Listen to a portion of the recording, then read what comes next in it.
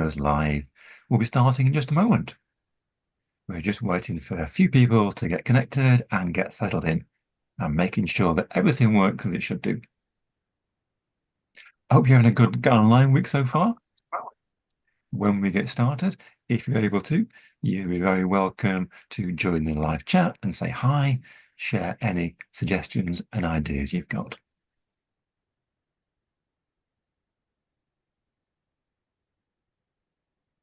With that said, let's get started.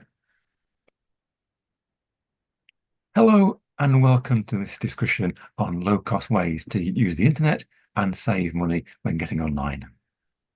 I'm Michael from Good Things Foundation, and today I'm going to be chatting with Nicolas from People Know How. Nicolas, could you introduce yourself, tell us about your community hub and the people you support, please? Thanks, Michael. So good morning. Good morning, everybody. So my name is Nicolas. I'm one of the digital and wellbeing coordinators at People Know How, which is based in Edinburgh. And our focus is really on improving people's well-being by increasing their social and digital inclusion. So we do this in three main ways. In Edinburgh, we provide in-person support through our one-to-one sessions and digital groups. And then we also manage a national helpline for Scotland for over-the-phone digital support. And through these ways, we really help individuals with using devices like smartphones, tablets, laptops, etc., navigating the web and social media, just generally completing everyday tasks online and advising people with affordable internet, which is our focus today. Great. So I guess before we get started talking about low-cost internet, it's worth just understanding what we need to be able to access the internet at all. Yeah, so you can think of it, the process is a bit like driving a car. So there are a few things you need to have in place to be able to reach your destination. So you start off with motivation, you want to drive, then you need access to a car, you need to have fuel, and finally you need to get a driving license to be able to drive confidently and safely on the roads. And similarly with accessing the internet, you start off with wanting to get online. Then you need access to the right device, an internet-enabled device. You then get connectivity, and then you need to learn the skills to get online confidently and safely and be able to navigate the internet, so reach your destination. Great. So assuming I got the motivation that I want to get online, what if I haven't got a device? Well, across the UK, there are thousands of digital community hubs which provide free digital support services, including internet access, devices, digital skills sessions, etc.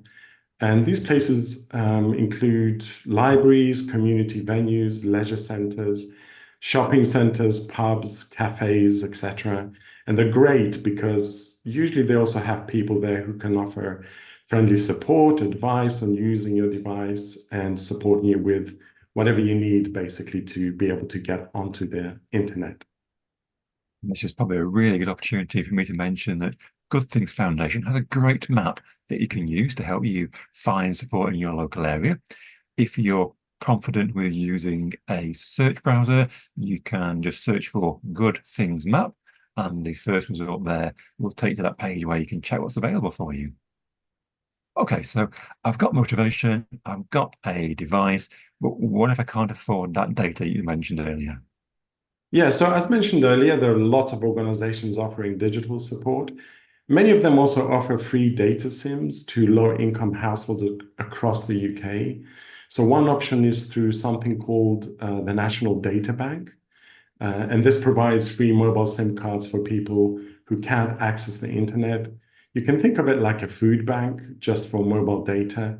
So if you're getting digital support from an organization, do ask them if they are part of the National Databank. There's free data available on all the main networks, including Virgin Media, O2, 3, and Vodafone networks.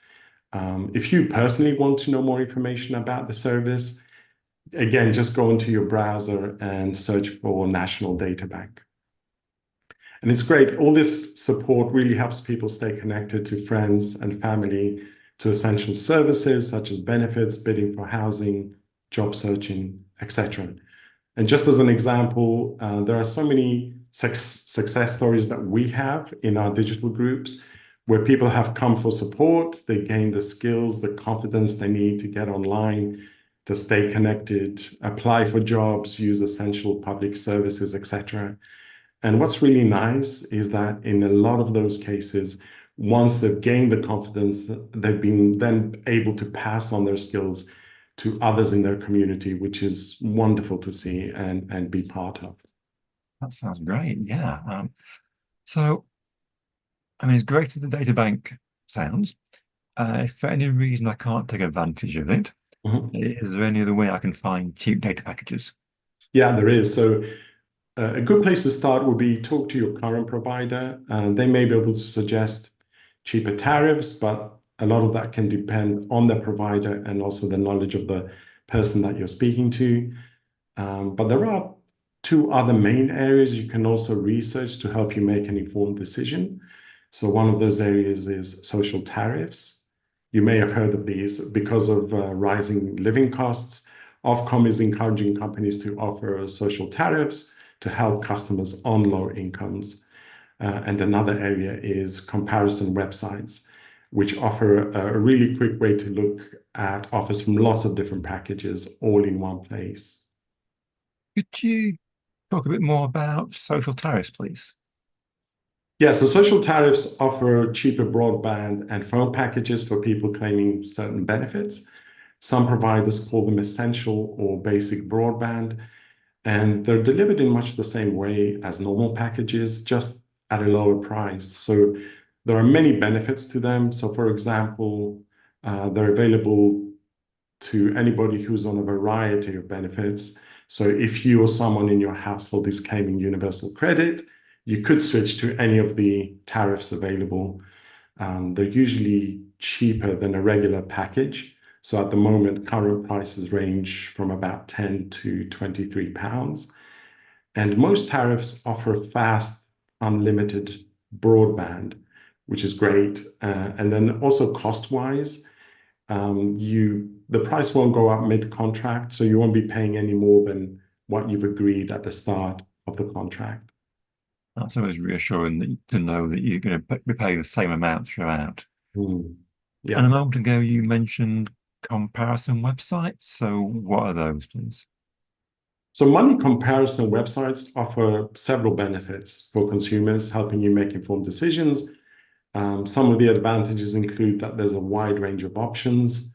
So instead of just manually researching multiple providers, comparison websites will gather all the information from a wide range of organizations.